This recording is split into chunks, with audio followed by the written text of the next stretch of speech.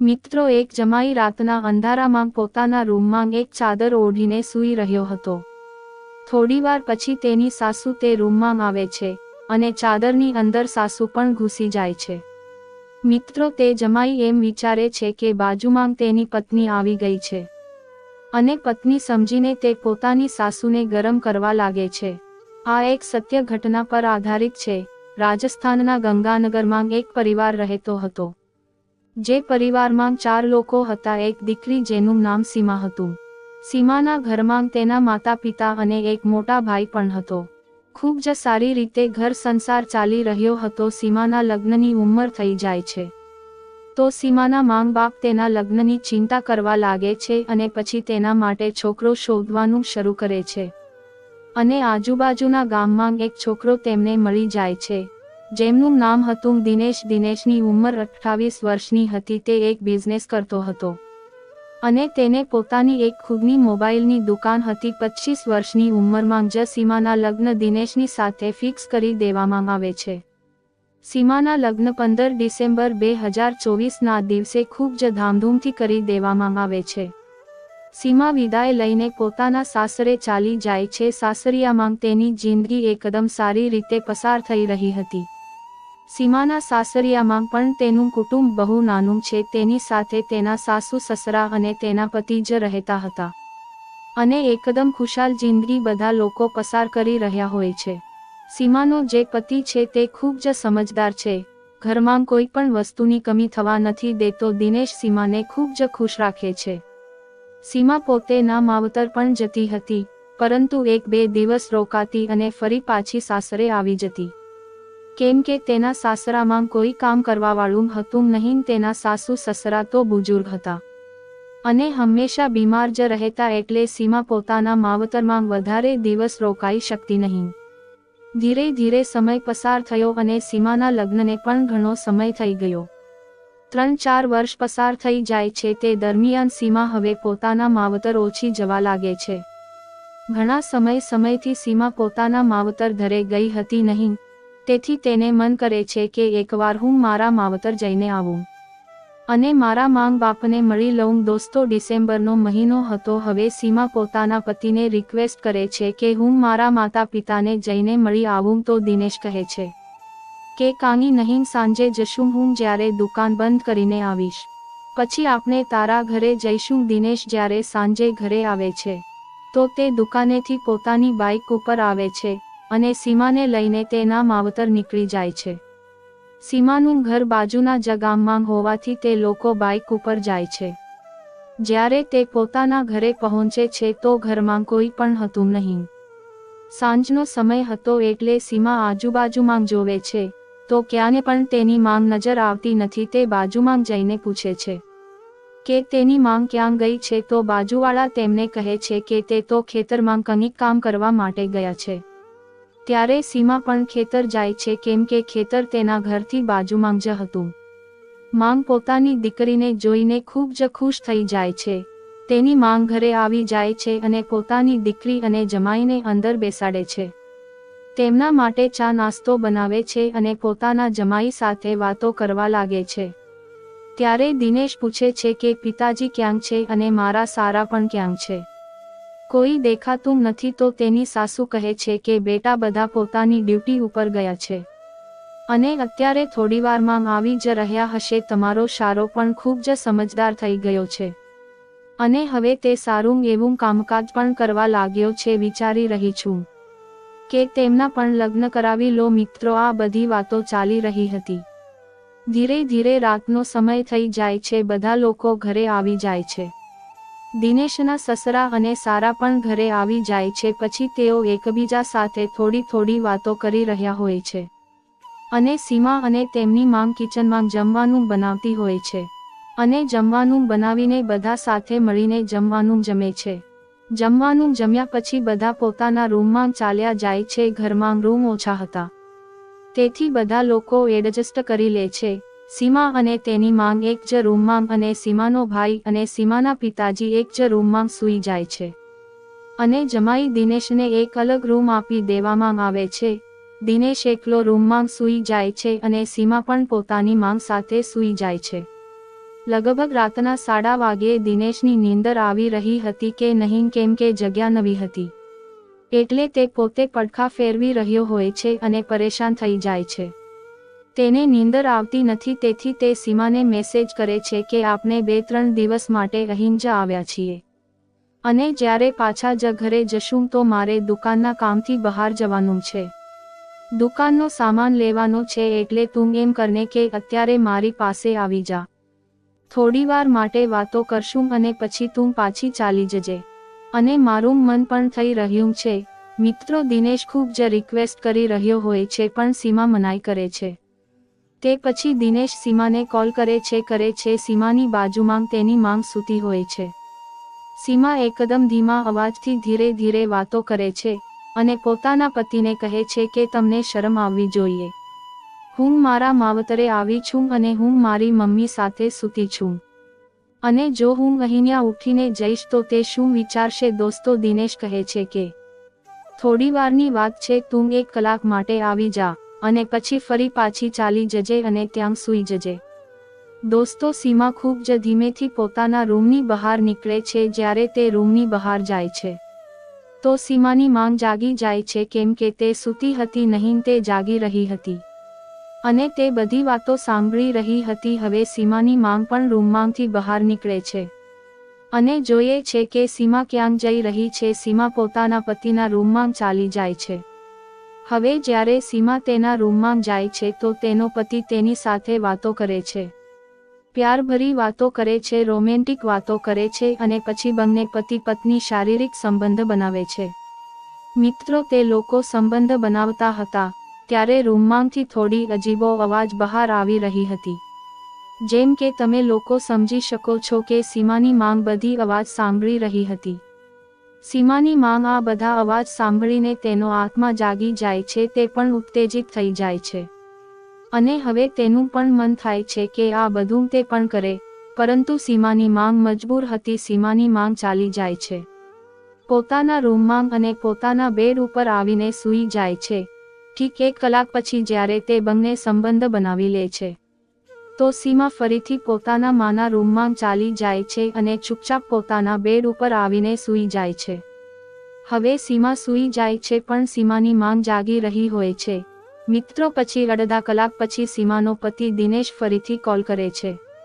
સીમા phone ઉપાડે છે. સીમાનો પતિ કહે છે, યાર સીમા, મને તો નીંદર જ આવતી નથી. એક તો આ નવી જગ્યા છે અને મને આ બેડ ઉપર અજીબ લાગી રહ્યું છે. તું ફરી એકવાર આવી જાને મારી પાસે અને અહીંયા સૂઈ જશે તો. મિત્રો, સીમા એકદમ ધીમેથી કહે છે કે તમે કેવી વાતો કરી રહ્યા છો? હું અહીંયા માની સાથે સૂતી છું અને જો માંગ સવારે મને અહીંયા જોશે નહીં તો તે શું વિચારશે? થોડી તો શરમ કરો, મને નીંદર આવી રહી છે અને તમે પણ સૂઈ જાઓ. આટલું કહીને સીમા ફોન કટ કરી દે છે. સીમાનો પતિ પણ ફોન રાખી દે છે, પણ સીમાની માંગ બધું સાંભળી રહી હોય છે. તે સીમાનો ફોન લે છે અને વોટ્સએપ ઓન કરે છે અને દિનેશ સીમાને ઓનલાઈન જોઈ લે છે અને પછી સીમાને મેસેજ કરે છે કે યાર, તું તો જાગી રહી છે અને તું તો સૂતી પણ નથી. યાર, આવી જાને, મને કંઈ ગમતું નથી. આવી જાને થોડીવાર માટે, મને ફરી મન કરી રહ્યું છે. બધા મેસેજનો રિપ્લાય સીમાની માંગ કરી રહી હોય છે અને દિનેશને ખબર જ હતી નહીં કે સીમા સૂઈ ગઈ છે અને તેની સાસુ તેમને રિપ્લાય કરી રહી છે. તે પછી તેની સાસુ રિપ્લાય કરે છે કે ઠીક છે, હું આવી રહી છું, દરવાજો ખોલીને રાખો. મિત્રો, હવે દિનેશ પોતાના રૂમનો દરવાજાની કડી ખોલીને રાખે છે. પછી દિનેશ પોતાના બેડ ઉપર જઈને ચાદર ઓઢીને સૂઈ જાય છે. તેના પછી સીમાની માંગ ધીમેથી પોતાના રૂમમાંથી નીકળી અને ચાલી જાય છે અને પોતાના જમાઈના રૂમમાં જાય છે. રૂમની લાઇટ બંધ હોય છે, એકદમ અંધારું હોય છે. સીમાની માંગ પોતાના જમાઈની બાજુમાં તેની ચાદરની અંદર સૂઈ જાય છે.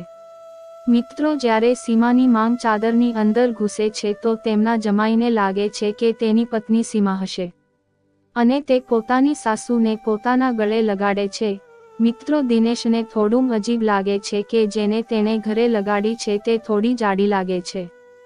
તેથી તેણે પોતાના મોબાઈલની લાઇટ ચાલુ કરી અને જોઈએ છે તો તેની સાસુ પોતાની બાજુમાં હોય છે. તેની સાસુ કંઈ પણ રિએક્ટ નથી કરતી.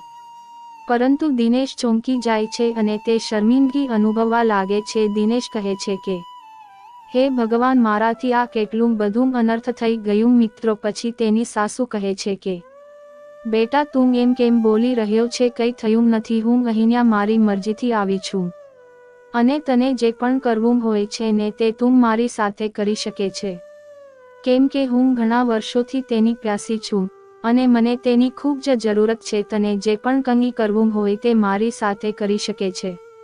મિત્રો, દિનેશની સાસુની વાત સાંભળીને હવે દિનેશની અંદરનો જાનવર જાગી જાય છે અને તે ફરીથી ઉત્તેજિત થઈ જાય છે.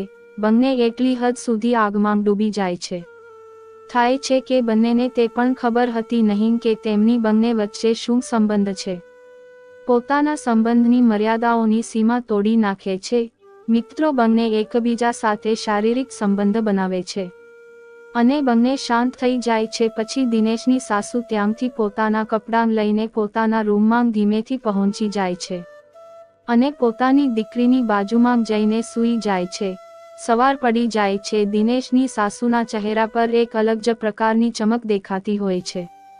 તે ખૂબ જ ખુશ મિજાજ થઈ જાય છે. સીમા અને તેની માંગ કિચનમાં નાસ્તો બનાવી રહી હોય છે ત્યારે સીમાની માંગ કહે છે કે દીકરા, 2-3 દિવસ વધારે રોકાઈ જા, કેમ કે તું ઘણા સમય પછી આવી છે અને જમાઈને પણ અહીંયા સારું લાગે છે, તેથી 2-3 દિવસ વધારે રોકાય છે તો મને પણ તમારા લોકોની સેવા કરવાનો મોકો મળશે. આ વાત સીમા પોતાના પતિને કહે છે કે માંગ કહે છે કે 2-3 દિવસ વધારે રોકાઈ જઈએ, તેમને પણ સારું લાગશે અને તમારી પણ અહીંયા સારી રીતે સેવા થશે.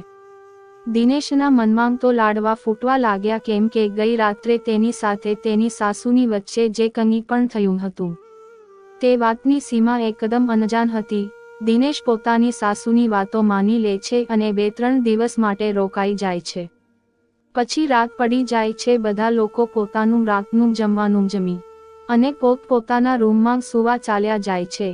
મિત્રો, આ રીતે પણ તેવું જ થાય છે. સીમાની માંગ બધાના સૂઈ જવા પછી ધીમેથી પોતાના રૂમની બહાર નીકળીને પોતાના જમાઈના રૂમમાં પહોંચી જાય છે.